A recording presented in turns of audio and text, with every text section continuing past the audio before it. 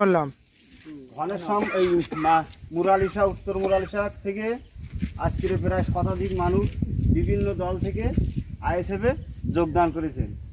ISF slogan দাও। সভাপতি সহসভাপতি আইএসএফ জিন্দাবাদ জিন্দাবাদ জিন্দাবাদ আইএসএফ জিন্দাবাদ জিন্দাবাদ জিন্দাবাদ নওশাদ সিদ্দিকী ভাইজান জিন্দাবাদ জিন্দাবাদ জিন্দাবাদ। ঠিক আছে।